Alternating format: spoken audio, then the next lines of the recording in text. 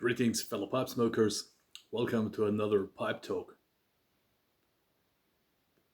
I'm smoking a Savinelli Leonardo blend, manufactured by Kohlhaas and Kopp, Germany.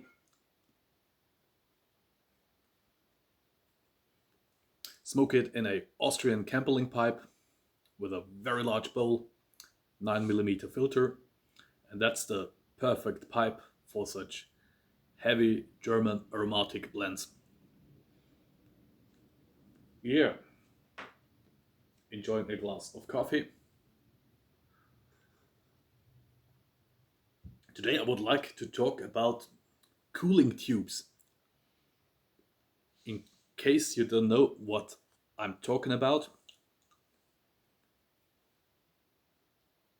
an old Brabia Golden Gnome pipe. It's this device. It was invented by Dunhill.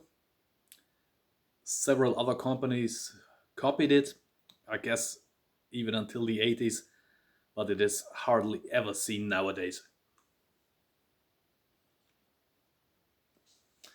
So, the older ones are much longer than the more newer ones, and in this case, the cooling tube reaches up to the pipe's bowl.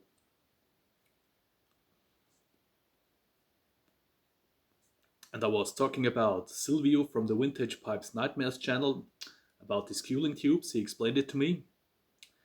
Well, I thought that these tubes are there to cool down the smoke as it passes through it.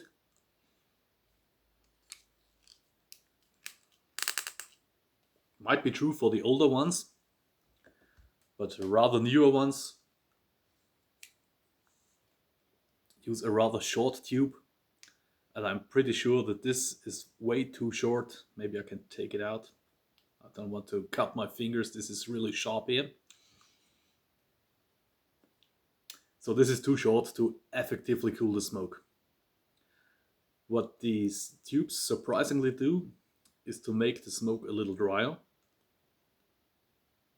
And I guess that's why they are that pointed, because the smoke condensates up here on the tip.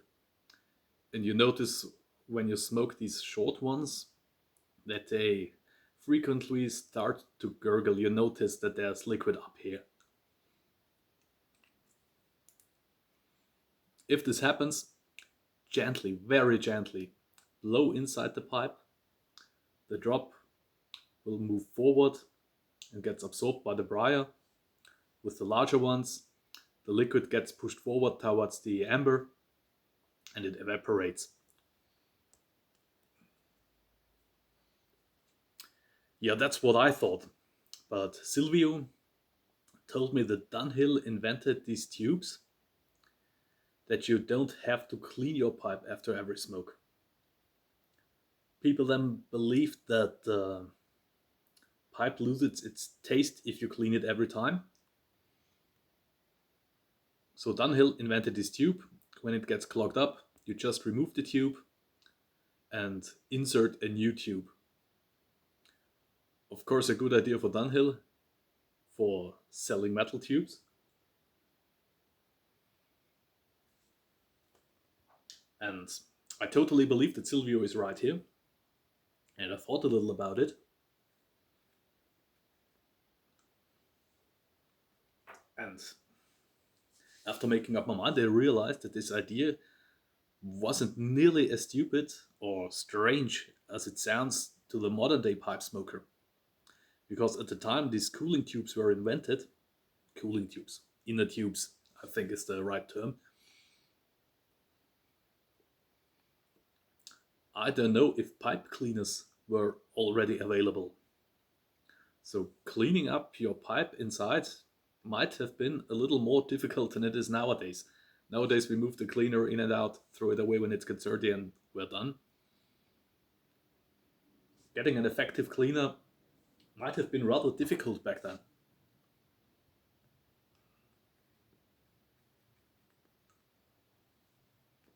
So in that case, it really made sense. The interesting part is why other companies did use cooling tubes much longer, and what was the idea behind the shorter cooling tubes or inner tubes. As you see, here is a vintage Rob pipe, also with this very cool device, very short device, sorry.